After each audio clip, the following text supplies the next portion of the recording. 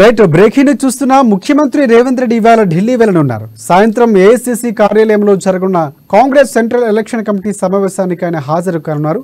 ముఖ్యమంత్రితో పాటు deputy CM Bhatti Vikramarka కూడా వెళ్లనున్నారు. అలాగే మంత్రి ఉత్తమ్ కుమార్ రెడ్డి సిఈసి సభ్యుడిగా హోదాలో ఆయనకు వెళ్లబోతున్నారు. ఈ సమావేశం అనంతరం కాంగ్రెస్ అభ్యర్థుల తొలి జాబితాను విడుదల చేసే అవకాశం ఉంది. 150 నుంచి 200 మంది అభ్యర్థులతో కాంగ్రెస్ పార్టీ తొలి జాబితా విడుదల చేయనుంది.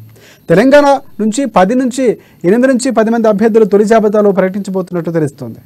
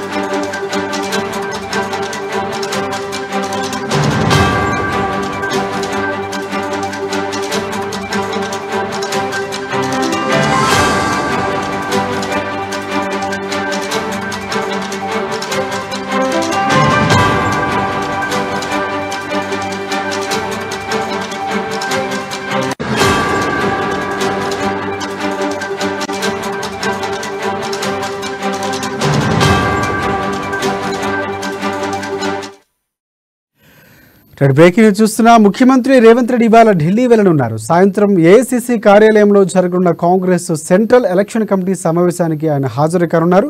ముఖ్యమంత్రితో పాటు డిప్యూటీ సీఎం భట్టి విక్రమార్క కూడా వెళ్లనున్నారు. అలాగే మంత్రి ఉత్తమ్ కుమార్ రెడ్డి సిఈసి సభ్యుడి హోదాలో సమావేశంలో పాల్గొననున్నారు. ఈ సమావేశం అనంతరం కాంగ్రెస్ అభ్యర్థుల తొలి జాబితాను విడుదల చేసే అవకాశం ఉంది.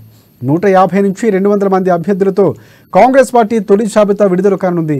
తెలంగాణ నుంచి 8 నుంచి 10 మంది అభ్యర్థులు తొలి జాబితాలో ప్రకటించబోతున్నట్టు తెలుస్తోంది. ఈ అంశానికి సంబంధించి పూర్తి అప్డేట్స్ అందించేందుకు మా ప్రతినిధి హరీష్ మనకి లైవ్లో సిద్ధంగా ఉన్నారు. ఎస్ హరీష్, చెప్పండి.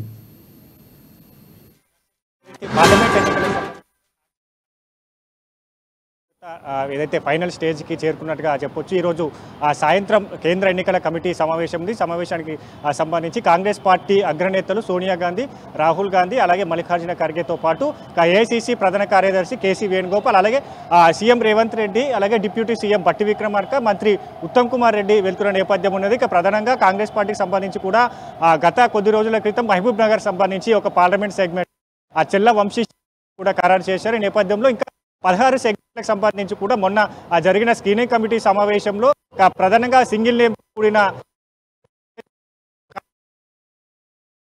3 పేర్లతో కూడా నివేదికలు కూడా కేంద్ర ఎన్నికలకు పంపించడం జరిగింది. ఈరోజు సాయంత్రం 5 గంటలకు ఢిల్లీలో జరిగే స్క్రీనింగ్ కమిటీ ఏదైతే కేంద్ర ఎన్నికల కమిటీ సమావేశంలో తెలంగాణతో పాటుగా దేశవ్యాప్తంగా ఉన్న అన్ని రాష్ట్రాలకు సంబంధించి 150 మంది అభ్యర్థులకు సంబంధించి ఆ పేర్లను ఖరారు చేసే అవకాశం కనిపిస్తుంది. ఇక ప్రధానంగా తెలంగాణ పైన కూడా కాంగ్రెస్ అధిష్టానం ఫోకస్ చేసిన నేపథ్యంలో ఇప్పుడు దానికి సంబంధించి ఈరోజు 10 పేర్లను అనౌన్స్ చేసే దిశగా కూడా పావులు కదుగుతుంది. ఎందుకంటే గత అసెంబ్లీ ఎన్నికల్లో కాంగ్రెస్ అధికారంలోకి వచ్చింది కాబట్టి ఇప్పుడు ఆ ఎన్నికల నోటిఫికేషన్కు ముందే ఈ అభ్యర్థులను ప్రకటిస్తే ఖచ్చితంగా ప్రచారాలకు టైం ఉంటుంది, గెలిచే అవకాశాలు ఉంటాయి. ఈ టార్గెట్ 14 పెట్టుకున్న నేపథ్యం కావచ్చు. 14 స్థానాల్లో గెలిపే లక్ష్యంగా వెళ్తున్న క్రమంలో ఇప్పుడు అభ్యర్థుల ఎంపిక ప్రక్రియ అనేది కూడా ఇప్పుడు అంటే గత కొద్ది రోజులు కూడా చూస్తున్నాం. ఖచ్చితంగా గెలుపు గుర్రాలకే టికెట్లు ఇవ్వాలనే దాంతో నినాదంతో పీసీసీ వెళ్తున్న నేపథ్యం కావచ్చు. పార్లమెంట్ సెగ్మెంట్లకు సంబంధించి 2 సార్లు స్క్రీనింగ్ కమిటీ సమావేశం జరిగింది. మరోవైపు సునీల్ కనుగోలు సర్వే రిపోర్ట్లు, అలాగే మరోవైపు ప్రభుత్వ సంబంధించిన ఇంటెలిజెంట్ సర్వే నివేదికల ఆధారంగా కూడా స్క్రీనింగ్ కమిటీలో ఈ పేర్లను పరిశీలించారో నివేదికను సిద్ధం చేసి ఈరోజు జరగబోయే ఏదైతే కేంద్ర ఎన్నికల కమిటీ సమావేశంలో ప్రత్యేకంగా తెలంగాణకు సంబంధించి కూడా పేర్లను ఖరారు చేసే అవకాశం కనిపిస్తుంది. మొదటి విడతగా 10 పేర్లు అనౌన్స్ చేసే అవకాశాలు అయితే కనిపిస్తున్నాయి. ఇక ప్రధానంగా ఇప్పటికే కాంగ్రెస్ పార్టీకి సంబంధించి కూడా పోటాపోటీ నెలకొన్న నేపథ్యం ఇది. ఏదైతే గత అసెంబ్లీ ఎన్నికల్లో కూడా 1000కి పైగా దరఖాస్తులు వచ్చిన ఆ నేపథ్యం కనిపించింది. ఇప్పుడు లోక్సభ ఎన్నికలకు సంబంధించి కూడా పెద్ద ఎత్తున దరఖాస్తులు వచ్చాయి. దాదాపుగా ఇప్పుడు ఏదైతే ఆ సెగ్మెంట్ ఒక్కొక్క సెగ్మెంట్లకు సంబంధించి కూడా 3-4 దరఖాస్తులు చేసుకున్న నేపథ్యం కనిపించిన.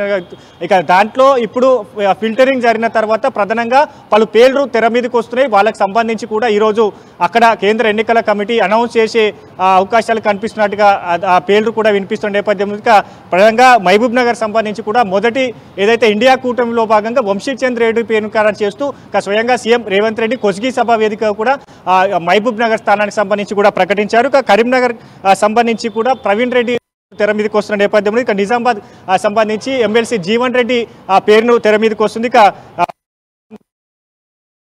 కొడుకు గడ్డం వంశీకృష్ణ పేరును తెర మీదకి వస్తున్నారు. గత అసెంబ్లీ ఎన్నికల్లో కూడా ఆయన వివేక్ కుటుంబ సభ్యులతో పాటు కాంగ్రెస్ పార్టీలో చేరిన నేపథ్యం, ఆయన ఎమ్మెల్యేగా గెలిచిన నేపథ్యం, తన కొడుకు కూడా గతంలో హామీ ఇచ్చిన ఎంపీ టికెట్ ఇస్తాను కూడా హామీ ఇవ్వడం జరిగింది. కాబట్టి ఇప్పుడు ఆయన పేరు ఖరారైనట్టుగా తెలుస్తుంది. ఇక జహీరాబాద్ సంబంధించి కూడా సురేష్ శెట్కర్, అలాగే సికింద్రాబాద్ సంబంధించి కూడా బొంతు రామ్మోహన్ గతంలో మేయర్గా పనిచేసిన నేపథ్యం అనేది ఆయన కుటుంబ సమేతంగా కాంగ్రెస్ పార్టీలోకి వచ్చారు. ఇప్పుడు సికింద్రాబాద్ సెగ్మెంట్కి సంబంధించి కూడా అక్కడ బలమైన నేతగా ఉన్నారు. ఆయనకు సంబంధించి ఆయన సతీమణి శ్రీదేవికి టికెట్ ఇచ్చే అవకాశాలు కనిపిస్తున్నాయి. ఎందుకంటే వాళ్ళు ఇంటర్ క్యాస్ట్ సంబంధించిన మ్యారేజ్ చేసుకునే నేపథ్యం కావచ్చు, వాళ్ళకి సంబంధించిన రెండు వర్గాలుగా అక్కడ ఓటు బ్యాంకును రాబట్టే అవకాశాలు ఉంటాయి. కాబట్టి దీంట్లో కూడా పరిగణలోకి తీసుకునే నేపథ్యం కనిపిస్తుంది. కాబట్టి ఆయనకు సంబంధించి కూడా సికింద్రాబాద్ వాళ్ళ ఫ్యామిలీకి టికెట్ కేటాయించే అవకాశం అయితే కనిపిస్తుంది. ఇక భువనగిరి సంబంధించి కూడా చామల కిరణ్ కుమార్ రెడ్డి ఏదైతే పిసిసి ఉపాధ్యక్షుని పేరు తెర మీదకి వస్తుంది. ఇప్పుడు కోమటిరెడ్డి ఫ్యామిలీ నుంచి కూడా టికెట్ అనేది అక్కడ ప్రధానంగా పోటీ నెలకొన్న నేపథ్యం ఉన్నది.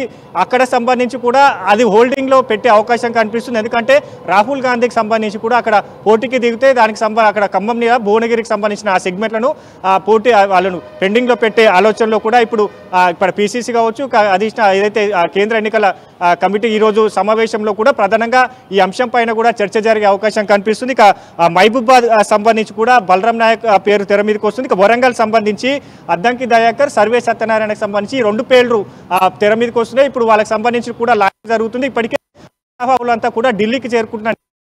ఇక్కడ చీఫ్ అలాగే ముఖ్యమంత్రి రేవంత్ రెడ్డితో మంతనాలు జరుపుతున్నట్టుగా సంబంధించి కూడా పట్నం సునీత టికెట్ కన్ఫర్మ్ అయినట్టుగా తెలుస్తుంది. ఇక పట్నం మహేందర్ రెడ్డి సంబంధించి కూడా ఆయన కాంగ్రెస్ పార్టీలోకి రావాల్సిన అవకాశం కూడా అక్కడ